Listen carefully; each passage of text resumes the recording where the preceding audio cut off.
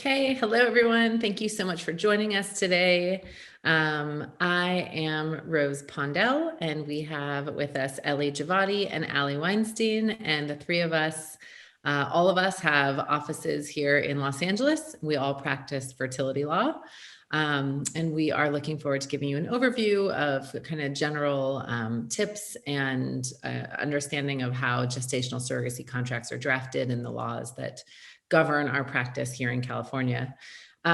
Just a couple notes before we start. MCLE with certificates will be emailed out to all participants after the webinar is over. And then also, if you did not receive written materials, let us know and we can email them to you as well, although I believe they were emailed out with the link. And as we go through, we'll be discussing things like general aspects of a gestational surrogacy contract, California Family Code, conflict of interest issues, reproductive health, insurance matters, and then lifestyle and standard concerns regarding surrogacy compensation and how that's structured. I think as we go through, if anybody has any questions, we will be monitoring the chat and Q&As, and we can take questions as they come. Ellie and Allie, is that okay with both of you? Sure. We could hit some after too if we don't get to it.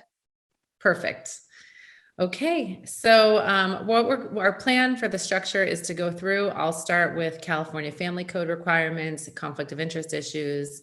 Ellie will be discussing reproductive health and insurance issues. And then Allie will be discussing an overview of the compensation and lifestyle and different kinds of restrictions on surrogates' conduct during the process.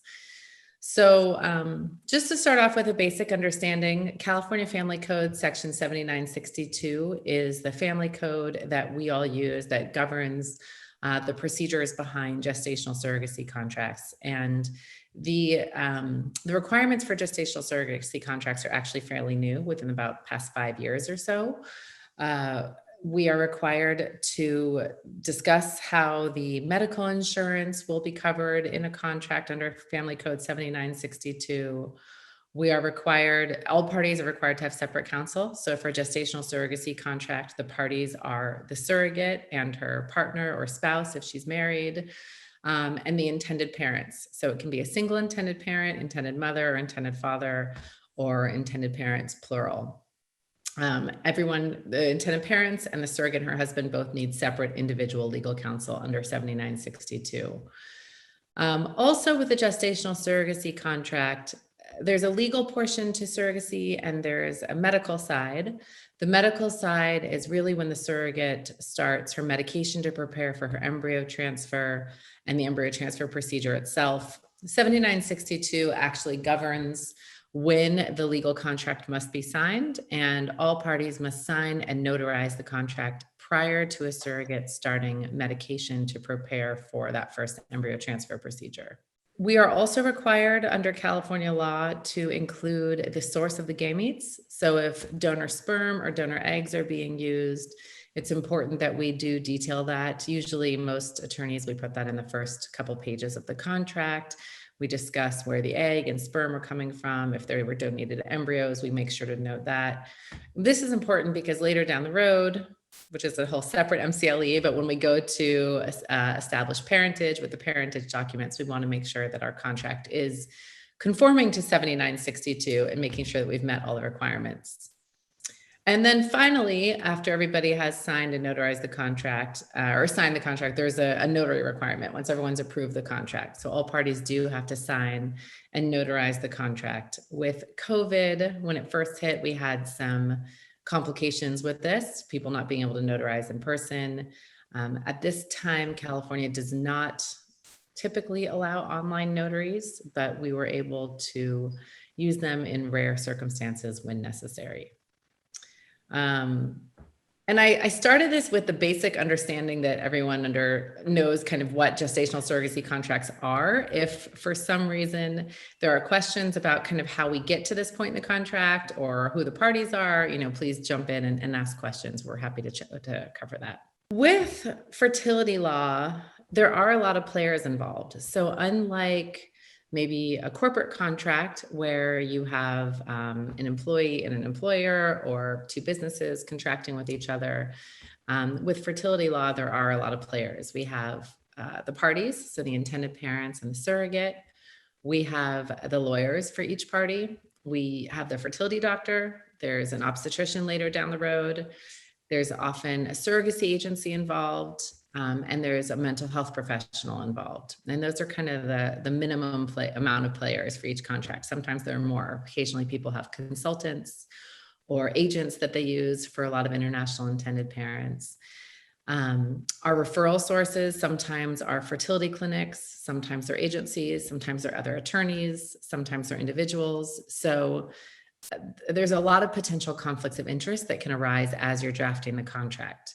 A lot of us also work with surrogates, maybe on a repeat basis, who have done a surrogacy process more than once, or we're representing intended parents who are working with a surrogate who we've represented in the past. So it's really important to do a really thorough conflicts check when you're writing gestational surrogacy contracts, and also making sure that you are getting everyone's approval to move forward if there is a conflict. Other than just the general conflicts of interest that we think about with the practice of law, we also have a lot of inherent conflicts between the parties and between our referral sources. So oftentimes when I'm discussing the contract with a surrogate, the first thing I will point out is I'll say, maybe my representation was arranged by an agency or by the clinic, but my duty of loyalty and confidentiality is completely to the surrogate. And this is really important because a lot of parties or clients don't know who is loyal to them. If somebody else is paying legal fees, then how do they know who can they discuss things with confidentially? So for surrogacy contracts, often the intended parents will pay the legal fees for the surrogate and her husband or spouse. And so it's really important. This is often the first time that most people have worked with an attorney in these circumstances. So it's important to kind of establish your role and where your duties lie. Oftentimes, conflicts can come up between the parties themselves as well. If you're representing intended parents, typically they're on the same page, they want to move forward. The ultimate goal is to have a child. Occasionally, we see cases where the parents perhaps separate or divorce during the term of the contract, or have differences of opinions in terms of how to manage the medical side of surrogacy. Depending on the situation, sometimes it's necessary to actually refer one party out to another attorney, or to refer both parties out to another attorney and conflict yourself out of the contract completely.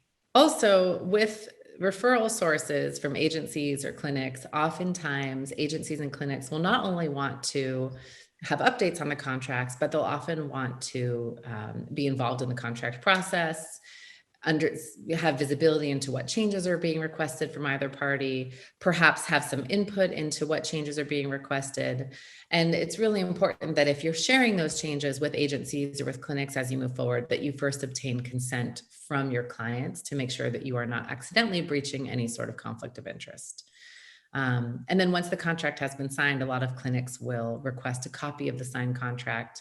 What I do, and I think what most attorneys do, is typically put something in the contract that allows us to share the contract with third parties who are a part of the process, so that we don't need to obtain separate consent every time. Even though we are dealing with medical issues, gestational surrogacy contracts, we're not medical professionals, we're not medical offices, so HIPAA laws typically don't apply to us, but we do have to think about HIPAA regulations when we're communicating with fertility clinics. And that is a lot of information to get started. Does anybody, before we move on to the next couple of sections, does anybody have any questions about how that works? Let's see, I'll take a peek. And I think the program materials were also just posted in the chat if anyone's missing them. I don't see any questions, Rose. Okay, so why don't we move on to Ellie, to reproductive decisions and health that are typically involved with the surrogacy contracts. Okay, thanks, Rose. So typically in the surrogacy contracts that Rose was referring to, they're typically anywhere from 35, I would say, and some contracts are 60 pages long that I've seen. So they're pretty lengthy and they're pretty detailed. And one of the things that they do cover is reproductive decisions and health. So the first one that I'll cover is medical instructions. intended parents are usually very concerned with making sure that the surrogate that has agreed to carry their child for them is going to follow the instructions of not only the IVF clinic in trying to achieve a pregnancy, but also later on following the OBGYN's instructions and recommendations, as well as during delivery. And our contracts have sections that address what the surrogate agrees to follow, that she will follow the recommendations of the clinic, she'll follow the recommendations of the OBGYN and the hospital. Now, it's really important to make sure that both sides are on the same page with regards to those medical instructions. Everyone has different ideas about medical care and what is necessary, what is not necessary. And so it's really important to discuss this with your clients and make sure that they're all on the same page before moving forward. They're pretty extensive about what medical instructions they'll follow. And sometimes they do include lifestyle, some crossover, I would say, under medical instructions, and Allie will cover that later. And then the next issue that comes up is, well, are you going to be delivering at a hospital or are you going to be delivering at a birthing center? Is at-home delivery an option? And this is really important to address and make sure that the clients are on the same page with regards to where they would like delivery to take place, as well as who is going to oversee the pregnancy and the delivery. And sometimes surrogates will have preference as to who they would like their OBGYN to be and where they would like to deliver close to their home. And I would say most of the time, intended parents are pretty acceptable. They like to let the surrogate choose and feel comfortable with that, at least most of the cases that I've worked on. And then next, underneath the medical instructions and reproductive health, the really tough one, I would say, is abortion reduction and invasive procedure decisions. So one of the things that we do have to address in contracts is what happens if there is a detected abnormality with the fetus or fetuses. Who is going to decide whether or not the pregnancy will continue or whether an abortion or reduction will take place? Our contracts have robust sections that address any of these issues if they unfortunately come up. And again, I know I've said this several times, but under these reproductive decisions and health decisions, it's paramount that the parties are on the same page before moving on with the legal provisions. And hopefully they've had extensive discussions about their personal, religious beliefs and preferences before agreeing to work together. Even so, sometimes there are hiccups along the way. And so our contracts always say that ultimately it is the woman's decision carrying the child, whether or not, she continues to carry or to abort. It's a woman's decision what she's going to do with her body. And we counsel our intended parents on that extensively.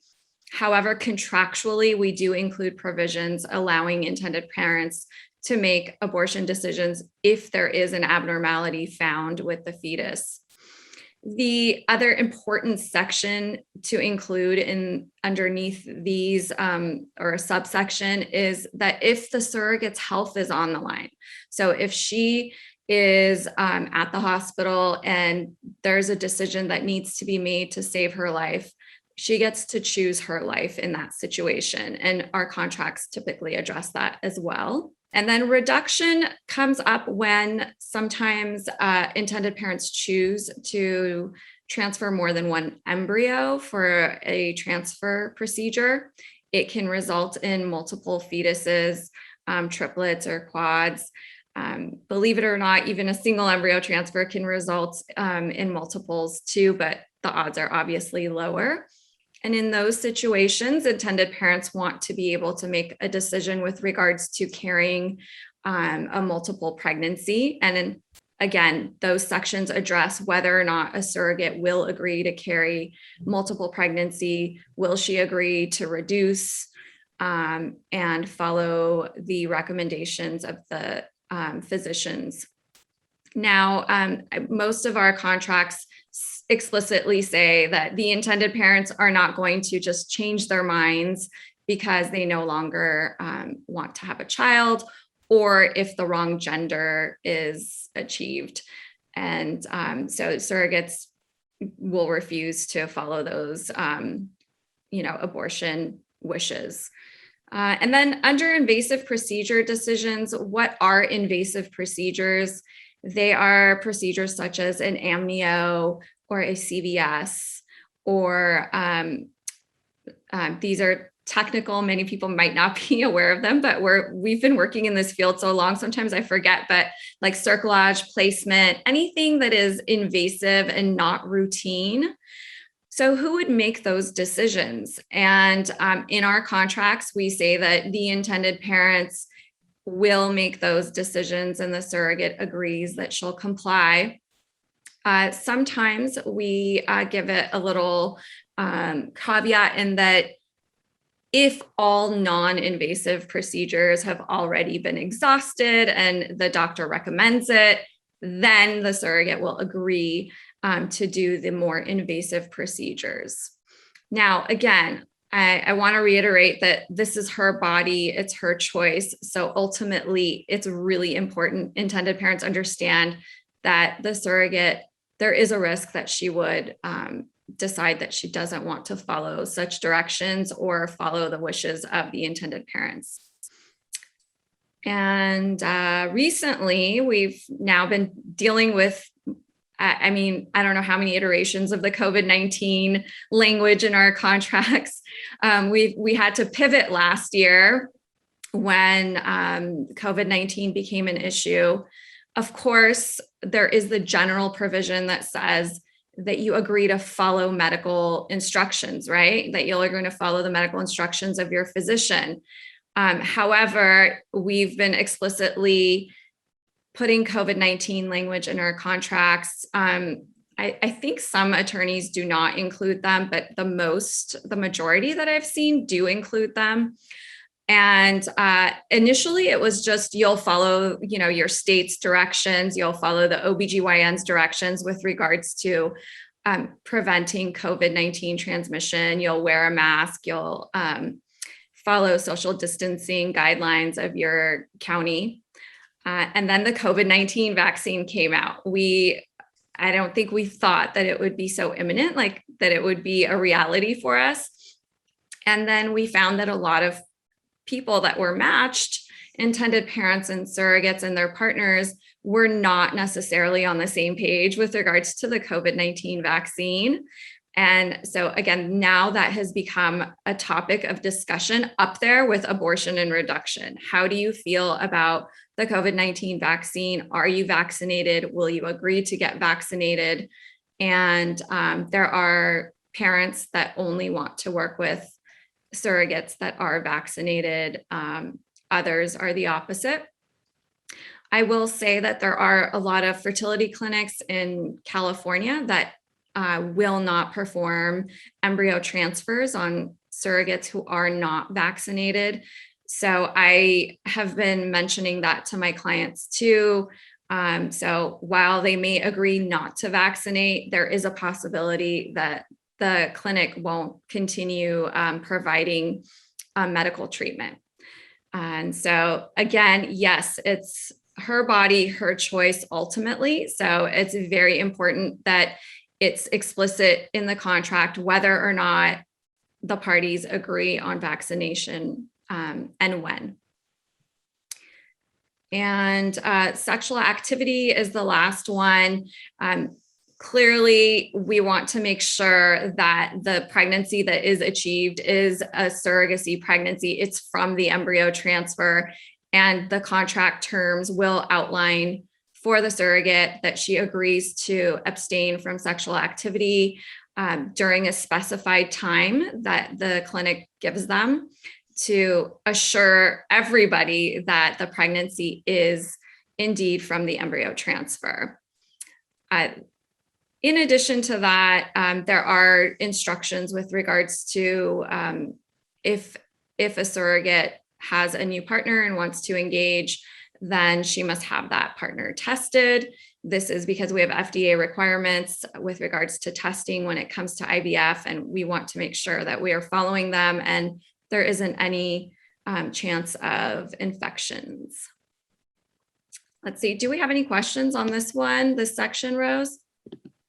There was one question, not generally on this section, but there was a question from someone looking for like a rudder group or a CEB or practice guide. I actually just provided it in the Q&As. There is no practice guide or anything for California with fertility or assisted reproductive technology law, but I did post a link to the American Bar Association Assisted Reproductive Technology book. So sorry about that, but no other questions at this time. Okay. Yeah. Unfortunately, there aren't any practice guides that are, devoted to this area of law. But there are tons of resources like these CLEs, and the American Bar Association actually has one too, I think, but that's not going to be specific to California law. So that's the tricky part, which actually makes me realize that I forgot to mention that you want to watch what state you're practicing in. So we are specifically addressing California state law and the family code. I do believe that other states have other statutes that specifically address who gets to make medical and reproductive decisions when it comes to surrogacy. So while California's doesn't explicitly say, other states do have statutes that do say, the surrogate can gets to pick her doctor. She's the one who, ultimately gets to decide to make medical decisions. So that just reminded me to mention, make sure you're operating in the right state. And the other thing I think that we should mention about the practice guides is there probably should be a practice guide, but also I think this area of law is really new. I mean, I think when we all started our practice a long time ago, there were almost nobody. When I would say I was a fertility lawyer, everyone was like, what's that?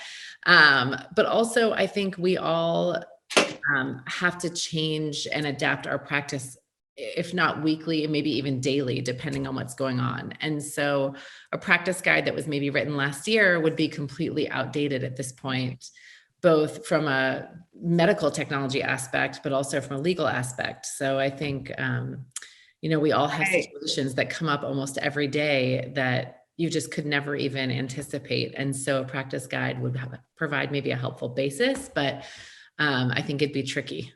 It would have to be like a living document of some sort. You're right. And I think we're constantly evolving with our contracts and amending them and changing the language based on our personal experiences going through the process. So someone just actually put in the question in the Q&A, what about the Texas bill? So I don't want to get so funny because when we were right for this, I was like, it's going to come up. It's going to come up. We should talk about it. Okay. So we did actually think about, should we talk about this? Should we not? I didn't want to get too detailed, but since it's come up, so yes, it's definitely of concern to our field. We have colleagues that practice in Texas and who have done an overhaul review of the entire bill and what they believe it covers and who could be possibly held responsible under the bill. So sometimes we have clients that are in California and they are working with a surrogate that's in Texas. And so, yes, this definitely can be an issue.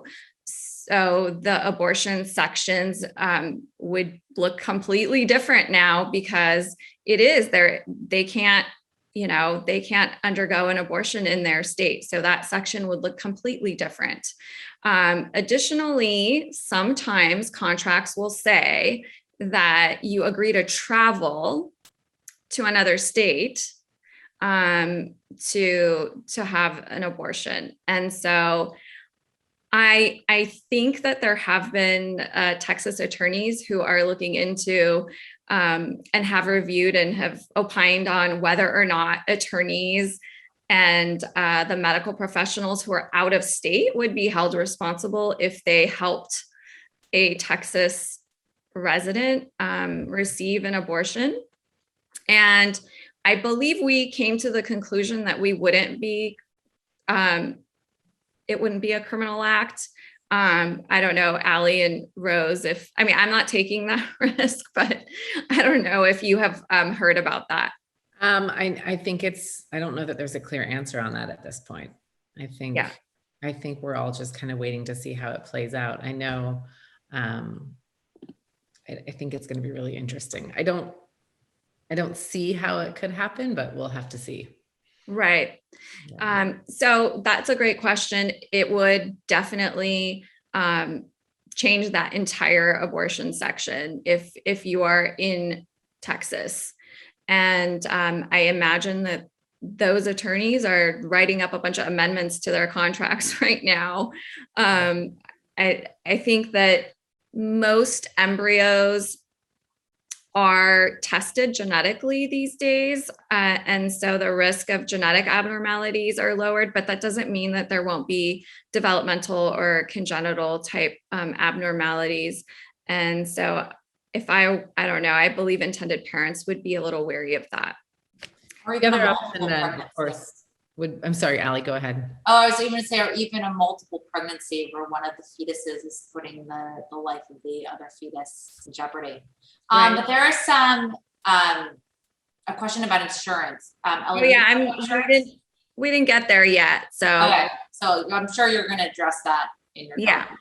Okay, I'll moving along. I spent a lot of time on that. Sorry, guys. All right, so insurance issues. So someone asked in the chat about whose insurance policy is going to be used for the surrogacy process. And so I know that most of you are lawyers or lawyers to be. So yeah, that it depends is my answer. So if the surrogate has her own personal health insurance, medical insurance, and I think Rose touched on this. Let me back up that the California Family Code does require a statement of whose insurance is going to be used and what will it cover, who's covering the medical costs, and newborn insurance. So it is required by our California statute to explicitly include that in our contracts. And so there will be a provision in our contracts that say whose insurance is going to be used. And so sometimes the surrogate's personal insurance is reviewed by a professional who is experienced looking at, and sometimes they're brokers, sometimes they're attorneys. It just depends. They'll review the insurance policy of the surrogate and see if it does cover surrogacy or does it exclude surrogacy. So a lot of policies they'll explicitly exclude it. And in that case, then no, you cannot use, the surrogate's personal insurance, and the intended parents have to provide a statement as to what their intentions are. They don't have to be absolute, but they do have to say, we're going to cover the medical expenses and our intentions are to either obtain insurance or pay cash. And as of right now, I know that there are particular policies in California that are available during the open enrollment period, which is right now, where a lot of people are scrambling to get health insurance policies for surrogates that will cover surrogacy, that do not exclude surrogacy. And again, there are professionals, brokers, as well as attorneys who are familiar with which policies these are, and they help the surrogate and intended parents apply for these policies.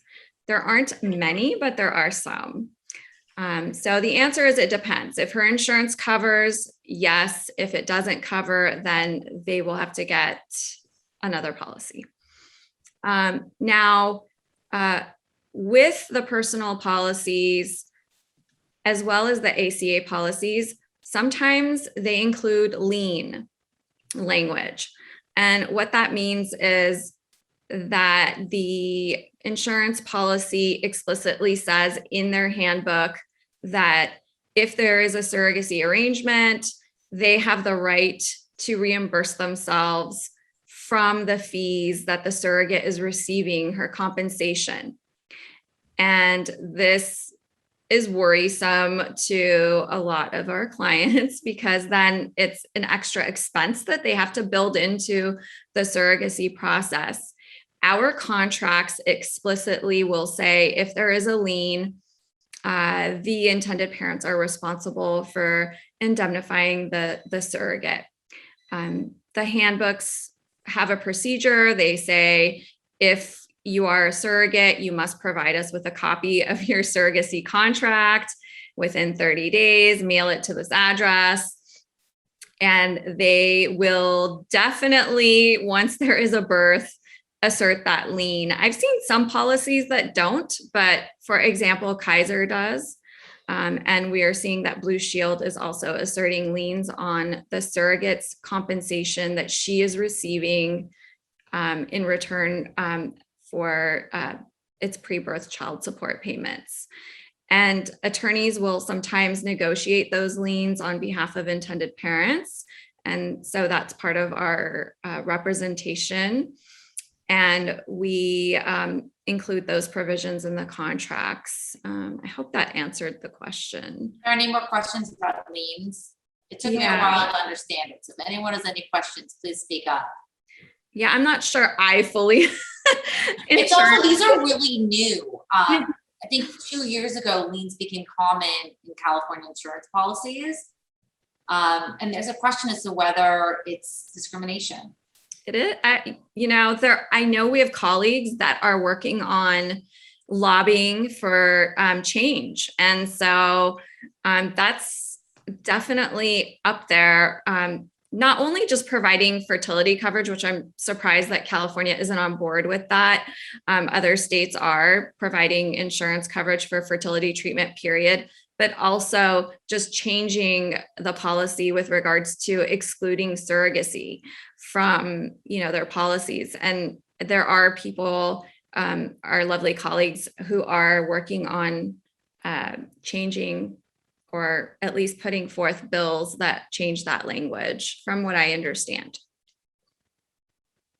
And do you know of any changes, Rose, on the horizon? I know of a lot of lobbying efforts, but I have seen that it be struck down in other states.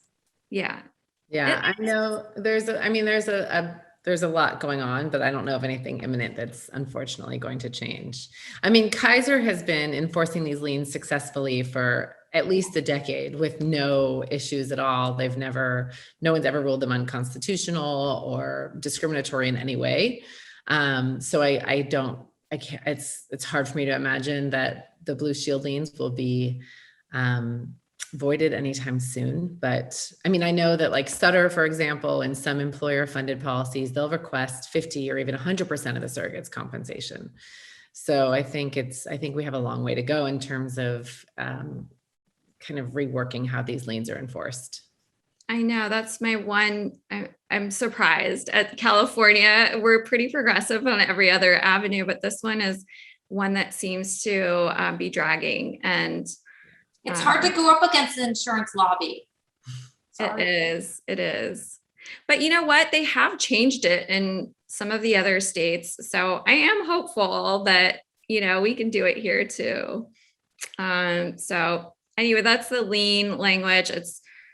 I mean, I think it's important to disclose to your clients that it's there and there is a possibility that they will enforce it, a good possibility. And I think the last item on mine was the life insurance policies. Ellie, just before you get to that really quickly, because this relates to the life insurance policy, there was a question in the Q&A that says, do these contracts address or cover gestational surrogacy, pregnancy resulting in death? So I didn't know if you want to answer that with your life insurance talk. Yes, thanks, Rose. Appreciate it. So the life insurance policies, I mean, most of my contracts all of my contracts include a provision that requires the intended parents to pay for the premium of a life insurance policy, and the surrogate designates who her beneficiary would be. And it depends on the value of them, are different, just depending on how much you can get without having to do extensive physical testing and blood work, et cetera. I think that the difference is that there are some attorneys I've seen include language in their contracts where it says accidental life insurance policies. And it's important to know that the two are very different. The term life insurance is different than the accidental insurance policies. Term life, my understanding, I'm not an insurance expert, is I'm told that term life covers any type of death. So not just pregnancy related death, but if there was a car accident, if there was COVID, if there was any type of illness that is unrelated to pregnancy, that it would pay out to the surrogate's beneficiaries. My understanding is that accidental does not. It only pays out if it has to do with the pregnancy itself. I don't know the exact details of it because I'm not an insurance expert, but it is very important that the contracts include a life insurance policy for the surrogate. And typically clinics and agencies, and if it's a independent match, attorneys will help the surrogate fill out the policy and make sure it's in place before they move forward with an embryo transfer or right at the embryo transfer. One other thing I forgot to mention is that the newborn insurance cannot, so once the baby is born or babies, they cannot be put on the surrogate's health insurance policy. So the intended parents do need to make arrangements for insurance for their newborns. And that was something I left off the outline. Just wanted to add that in there. And I think that was it for me. Any other questions? Did I miss anything, Allie, Rose? I think, just looking in the Q&A, I think we got it all so far.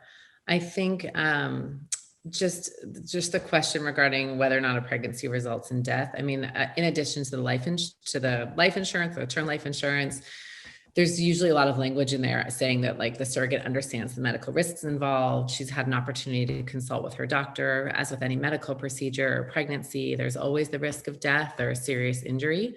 So we go into pretty great detail in our contracts about that. But again, that's also important to have a good conversation with the clinic that you're working with, make sure you're working with a reputable clinic, make sure the surrogate really understands the risks as she's going into this, and also make sure that the life insurance policy, I know most attorneys will put in some language saying that life insurance policy limits the extent of the liability for the parents. And so that's really important. But, and Ellie, you might know more about this than I do, but I know a lot of these life insurance policies will not cover death from COVID. So, and pregnancy is considered a complicating factor. So that's something to think about as well when purchasing the policies. And I think we just got another question. So let me see if it's about this.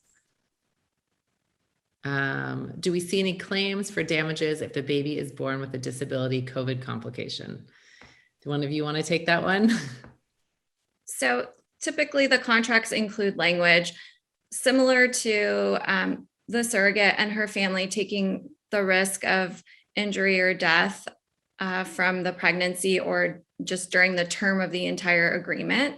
The intended parents are also agreeing to take on some risks. And that may be that they, number one, don't get pregnant. It could be that they don't have a perfectly healthy pregnancy or delivery or child, and that's not the surrogate's responsibility, and they waive that right to hold her responsible. As long as she hasn't, breached, she's done her part, and it's just something, that happens, then typically intended parents don't have any claims to that. All right. So should we move on to Allie? Okay. So I want to talk to you about money. This is the biggest question I get when I tell people that I'm a fertility attorney. They're like, so how much do surrogates get paid? Like, how much does this cost? And there's so many costs, but I want to focus right into what is the typical gestational surrogates compensation. And there's a big field and a big range. For a first-time surrogate in California, I'm typically seeing between 35 and 45, but then it goes up and up and up and up and up. And it's a free market. So you can track with your surrogate what you want. And what you can afford to pay based on what you believe is right.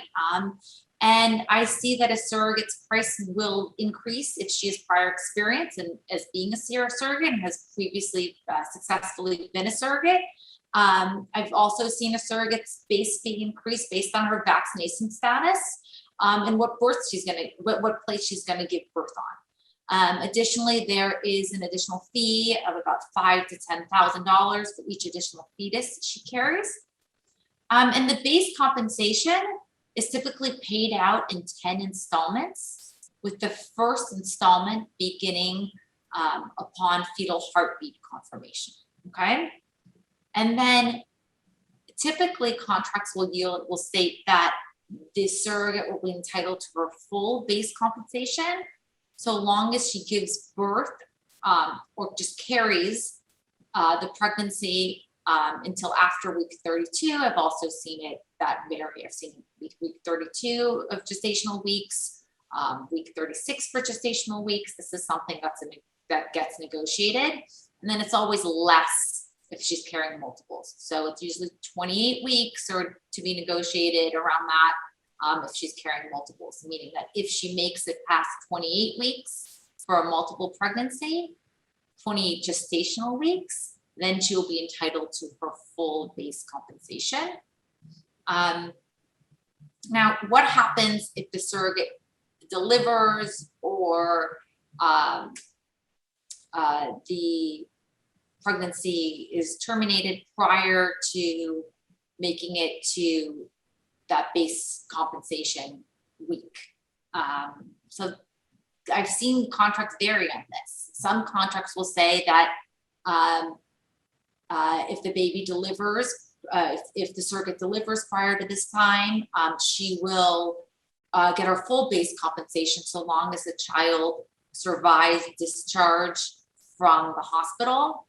And whenever I see this, I kind of frown. I don't like it because to me, it's baby buying, which is illegal. I'd like to see the surrogate's compensation not be linked to a live child being born, but linked to the time she is pregnant, okay? Because remember, we're compensating the surrogate not for a child, that's illegal. We're compensating her for her pain and suffering for carrying this child, okay? So I strike that and I like to replace it with language that if the surrogate delivers prior to a certain gestational week, she gets a pro rata based compensation depending on how long she is pregnant. Some other standard provisions that I see on top of this base compensation is an additional embryo transfer fee of around $1,000 for each additional embryo transfer procedure, because it doesn't always work the first time or the second time or the third time or the fourth time or on and on and on. And it's around $1,000 to pay for the surrogate's travel, lost wages, childcare while she's on bed rest after the embryo transfer procedure. I also see a monthly allowance. This is typically, this varies from $100 a month to $500 a month. It's anywhere in there.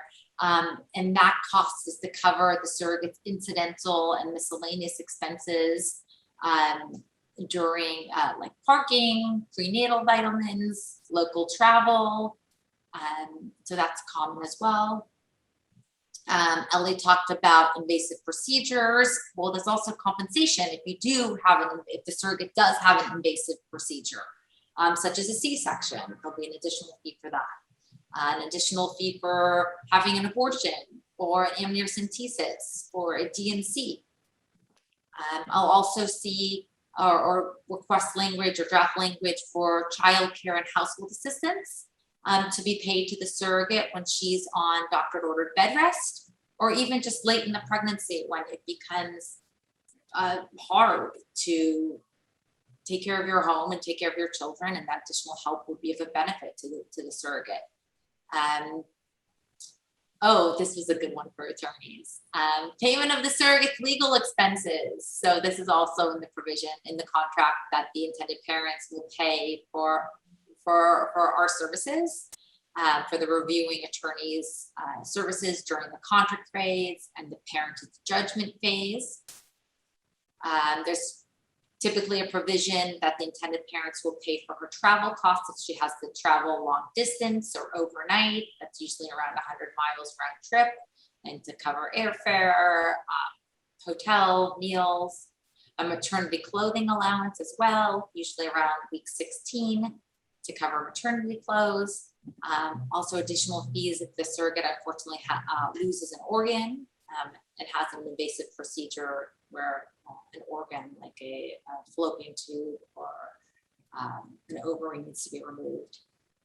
Additionally, if the surrogate is employed, I always request lost wages, that if she goes on bed rest or has to travel long distance and miss work to fulfill her obligations under the contract, I think it's reasonable that she be reimbursed her lost wages, usually her net lost wages. I think that's fair. I also put in language that post-delivery, while she's recovering, she get lost wages as well. Typically, if she is employed, she will be eligible for state disability insurance. And if that's the case, I request that the surrogate be obligated to apply for state disability, and the intended parents will pay the balance of what state disability doesn't cover. And this is becoming really common and really great. The psychological support, a provision that the intended parents pay for counseling for the surrogate, and that she agrees that she will do psychological counseling to give her support during the pregnancy, before the pregnancy, and after the pregnancy. Also, I'm seeing provisions for breast milk pumping, that the surrogate will be paid to pump breast milk if the parties all agree that they want breast milk and that the surrogate is willing to express breast milk as well. There's also some numerous lifestyle provisions as well, such as an abstinence from sexual activity that Ellie discussed. Also, I love telling married couples to be monogamous with themselves. That's highlight of my job, and that if they're not in a relationship, they do have a partner, that they have their partner tested for sexually transmitted diseases before any sexual activity. There's also typically a conversation about diet, and this is where things really vary based on the intended parents. I've seen everything range from intended parents that really want to micromanage what the surrogate is consuming, and then other parents that doesn't come up, they don't care, she can eat or drink whatever she wants. And this is where I really try to advise my clients that we can put whatever we want in the contract, but ultimately we really don't have a way to enforce that the surrogate complies with the diet restrictions, or that she'll even agree to it, and that this could create a bad taste in the surrogate's mouth, that she doesn't want to be controlled, that this kind of eating isn't normal to her. But I have seen contracts where the intended parents request that the surrogate reduce her intake of processed and fast foods and sodas and foods high in fat and sugar, and replace with fresh vegetables, fruits, lean meats, whole grains, and dairy products. And again, we can put that in there if all parties agree, but it's really hard to prove damages or even enforce it. It's more of just a wish and a hope.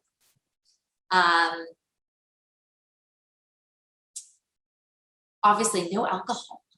That should be a no-brainer, but we put that in there. And then we do limit caffeine and artificial sweeteners. And this is another area where intended parents really vary on what they're comfortable with, and what the surrogate is comfortable with. You know, I need my morning cup of coffee, and if somebody's going to take that away from me, I'm not going to be so happy. So again, it really depends on the parties. Typically, caffeine and artificial sweeteners are forbidden in the first trimester, then it's okay. If it's approved by the attending physician after the first trimester, that's kind of a decent compromise.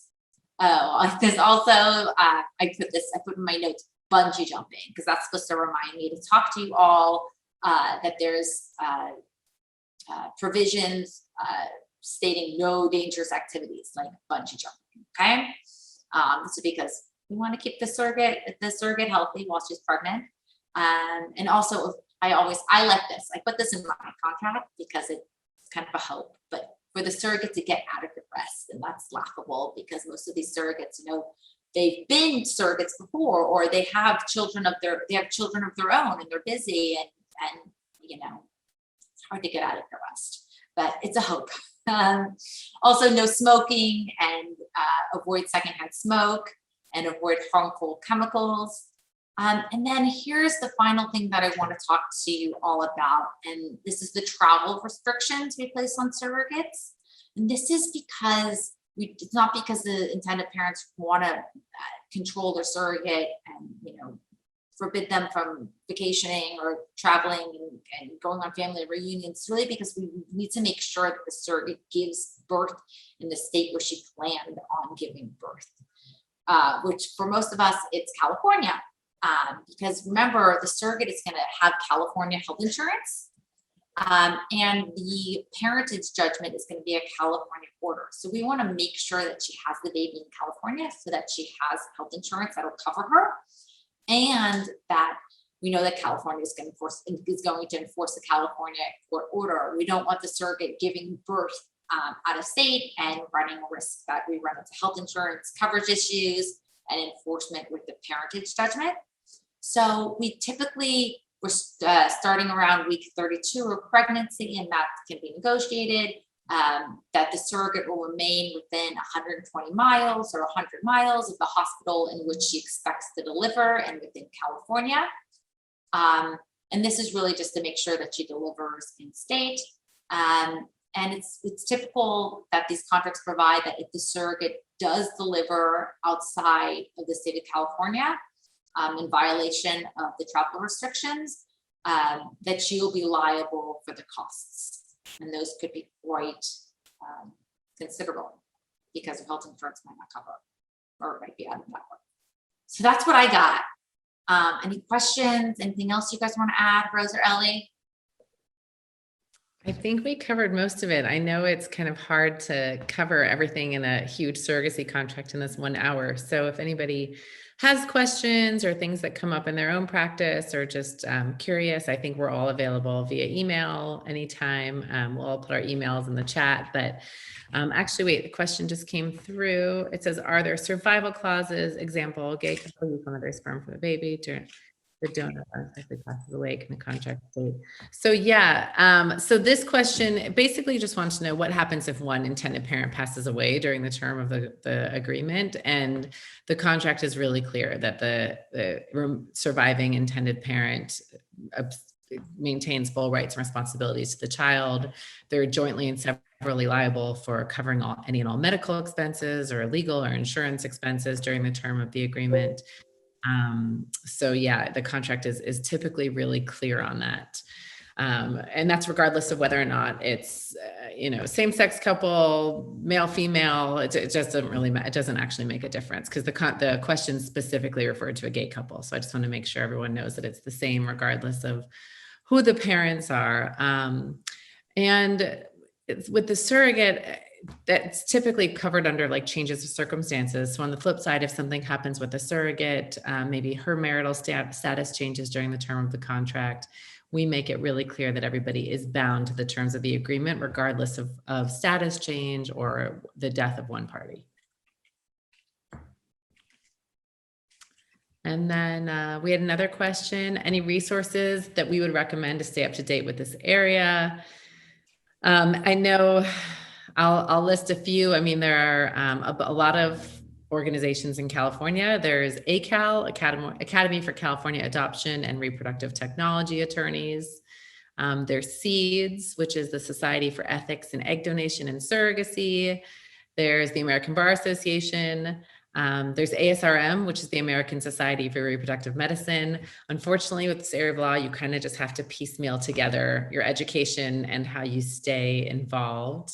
But I think if you email any one of us, we'd be happy to provide resources and ways to kind of get involved. Conferences have not been happening the past couple of years, but hopefully we've had some virtual conferences. And actually, I know in the spring, there are some planned as well.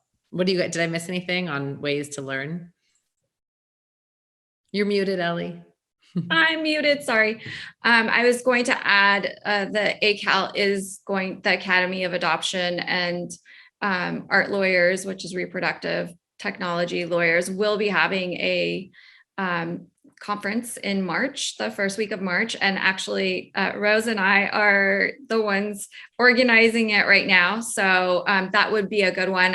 We'll both post something on our social media about it, so that you can follow us.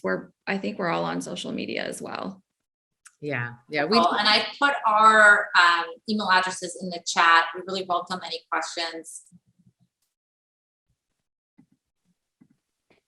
Yeah, please feel free to reach out anytime. I think this is one area of law, I think like any area of law, but really specifically to family formation law, it's important to kind of rely on your colleagues, both for information and also for sanity when you are in the midst of a crazy case and need someone to bounce ideas off of. Definitely. And it's also an area of law that, touches on other areas of law quite often. Estate planning. So, we just talked about what would happen if one person died during the term of the agreement. So we do touch on estate planning. We touch on employment. We touch on insurance. There's immigration issues that come up. There's family law issues that come up. So it's always great for us to have other attorneys to refer to and to collaborate with, because this area of law, like Rose said, is constantly changing and developing. So it's helpful to have those referral sources in our back pockets too. And the person who just said we should all write a book, that's very sweet and funny.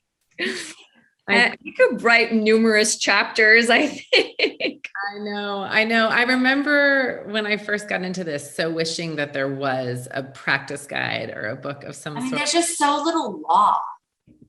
It changes so rapidly. But yes, somebody should write a book, Edward. Like there's one code section, people, that's all we got. It's like. This is true. I think one of our colleagues may have written a book, but I think it's outdated already. Yeah. I mean, I think, and I don't know, I'm guessing you guys do something similar, but what typically we do is every week we go through and I update my contract based off of what's happened that week. So every time I think I've seen it all of a sudden something wild and crazy will come up and I'll have to say, wow, I never thought of putting that in my contract, but here we go. We have to put in XYZ because I had this case come up. And so it's just so rapidly evolving. I think if it was some sort of practice guide or book, it would have to almost be just like an online living blog of some sort that was updated almost weekly, because there really are so many things. I mean, there's a case in the news right now